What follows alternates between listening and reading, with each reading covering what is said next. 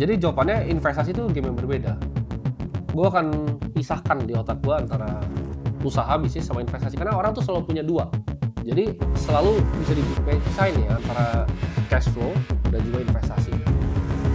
Jadi fokus gedein cash flow-nya dari distribusi, dan gue akan fokus investasi yang gue lakukan sekarang. Itu menurut gue udah paling cepat jalan ke 100. Oke, yang mau bertanya siapa?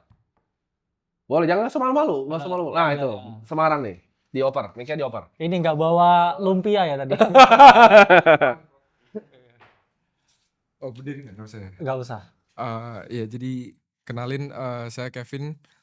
Jadi gini, buat Bro Timothy mungkin ya. Oke. Ada 2 pertanyaan, boleh nggak, Bro? Boleh banget. 20 nggak apa-apa. Jadi gini, Bro, aku kan sekarang umur 24 tahun dan Ya. sekarang nurusin usaha keluarga di bidang distribusi snack FMCG. Snack apa? Jadi distributor. Oke. Jadi kayak ngambilnya dari ada Mayora, OT, Garuda Oke. gitu. Modelnya sih masih cukup konvensional. Udah running 20 tahun juga sih. Ya. Udah running 20 tahun tapi masih konvensional. Dan udah mulai belajar investasi kan dari Aceh juga. Ya. 2024 Januari berarti udah sekitaran 2 tahun. Ya. Nah pertanyaannya, kalau Bro Timothy jadi aku di posisi sekarang, langkah apa yang Bro bakal ambil buat bisa ngejar 100M pertama lagi dengan kondisi yang bisa mungkin hampir kurang lebih sama kayak aku kalau semisal. Oke, misal tukeran posisi ya, Iya. gue itu pertama-tama. Hmm. Pertanyaan kedua? Pertanyaan kedua, kan kalau dari yang aku belajar dari Aceh, apalagi dari Bro Timothy, Ya. Bro kan sering bilang kalau kita harus nge-challenge diri kita buat tahu kalau keputusan kita tuh benar apa enggak. Ya. Nah tapi kadang makin kayak kita yakin kalau kita benar, itu ternyata bias doang. Ya.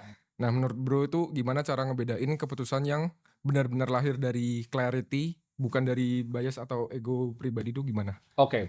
Jadi pertanyaan pertama, kalau tukeran posisi dengan punya usaha distribusi yang udah 20 tahun, grup-grupnya harusnya lumayan besar ya, distribusinya Mayora dan lain-lain snack-snacknya.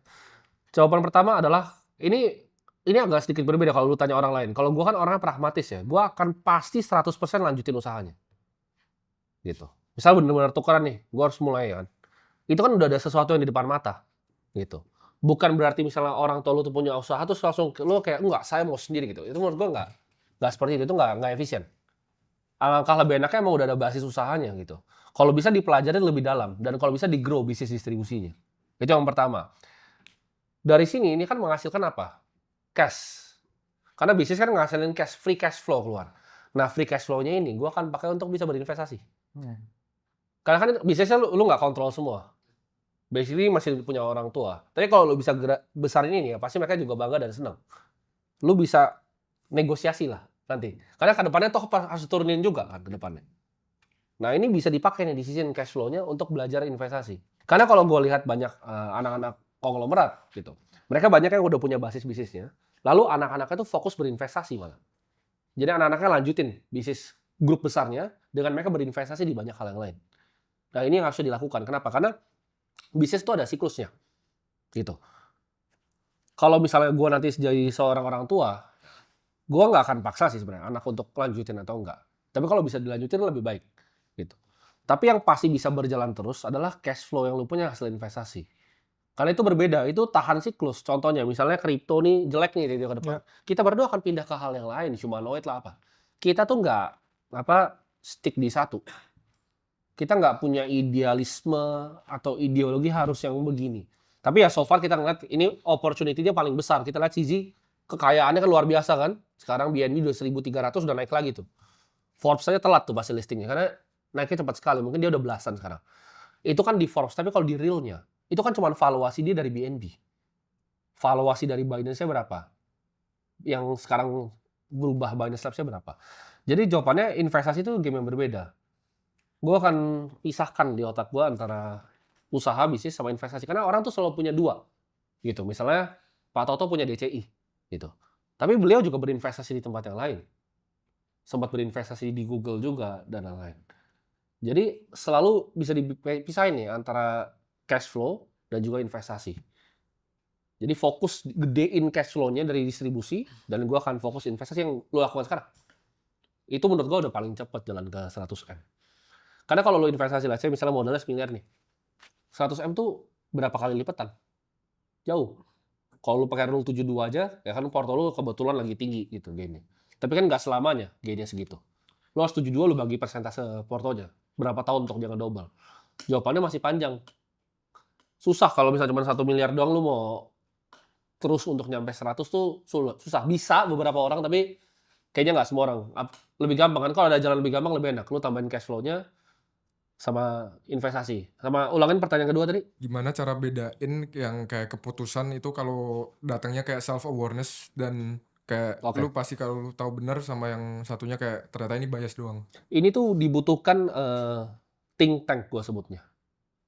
Untuk kadang tuh tahu gitu loh. Karena nggak semua yang kita pikirin bener tuh bener gitu. Ada bagusnya lu punya lawan Ya. berpikir. Biasanya dalam formatnya partner. Cuma hati-hati ya, jangan lawan berpikirnya salah ya. Lawan berpikirnya tuh harus yang punya kepentingan yang sama.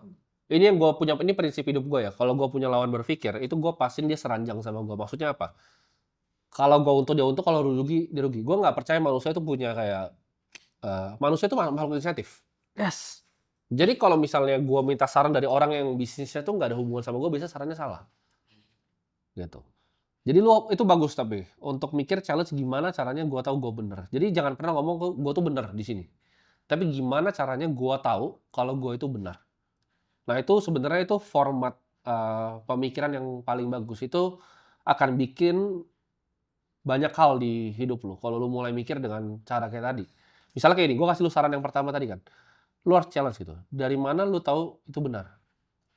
Ketika gue ngomong kayak tadi, Kong lu tuh begini caranya. Lu perhatikan beneran, grupnya siapa, lalu vehicle investasinya apa. Lo kan perhatiin mereka tuh selalu punya kayak dua begini. Gitu. Mereka tuh selalu mulai begini. Tapi biasanya mereka fokus di satu bisnis nih. Satu bisnis. Investasi itu bisa banyak.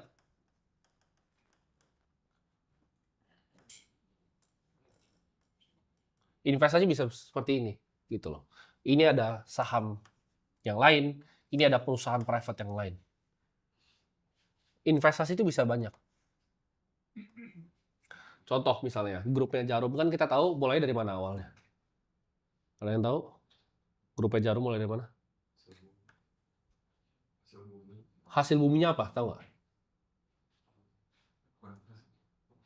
Ada yang tahu? Yang lebih lamanya lagi. Pertama kali bukan hasil bumi. Dia sebelum hasil bumi itu keluarga jualan mercon. Jadi pertama tuh jualan mercon. Capleo namanya.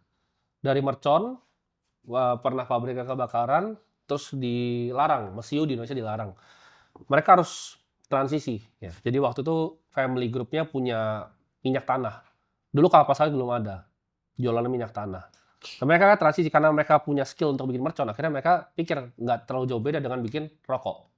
Jadi ininya adalah Jarum Group tuh rokok. Lalu ketika dia punya rokok, dia baru masukin nih di sawit.